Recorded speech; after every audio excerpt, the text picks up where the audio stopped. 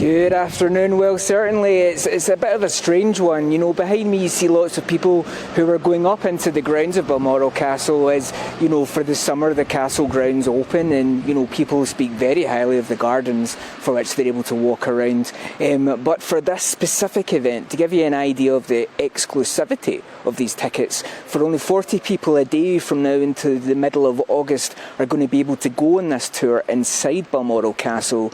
Well, they, for the first time, are getting to drive up and into the grounds, which unfortunately makes talking to them that wee bit more difficult. However, you know, speaking to a lot of people here who are just in to pad about the grounds today, you know, there's a lot of envious voices, shall we say, for people who just missed out on the tickets for this, you know, real special occasion, because this is actually the first time that the public will be able to set foot in Balmoral Castle in such a way in 170 years. Quite amazing, and they're going to get a behind the scenes look at what the King's interior design choices are. Now, we've got some notes for you laid out by the new Visitor Enterprise Manager, James Hamilton Goddard. He said that the library in particular, he's very excited to let the public see, because he thinks that is just the most beautiful room in the whole estate, quite frankly.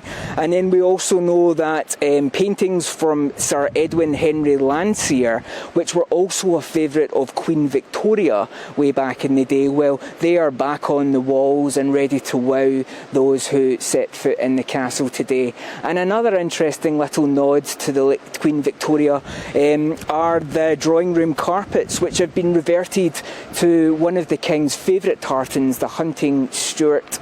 And for those who are even luckier, who have a little afternoon tea to, you know, wet their whistle while they're up there today, well, they're going to have a replica set of the White Stuart tartan china, which the royal family get to use themselves. So if that's your cup of tea, certainly that sounds like a fabulous way to round off a spectacular and, well, I say rather sought-after experience here at Balmoral Castle, which, let's face it, is already in one of the most beautiful parts of Scotland.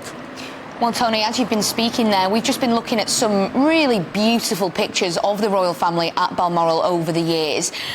Really a lucky experience for anyone who is going to get to go inside.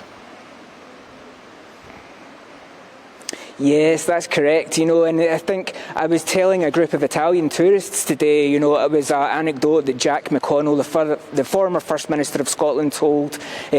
One tourist bus had got, two tourists from it had got lost, and the late Queen Elizabeth II, well, she was out tending the garden, but looking, you know, in her headscarf and, you know, unrecognisable as it were, the tourists, well, they asked her, excuse me, what's the way back round to the bus? And the Queen duly pointed them in the right direction, at which point the Queen took off her headscarf, ran through the property and stood at the front gate to wave them off, and the tourists couldn't believe the luck that they had just been speaking to the late Queen. I thought that was one of my favourite stories that has actually happened here on the grounds at Balmoral.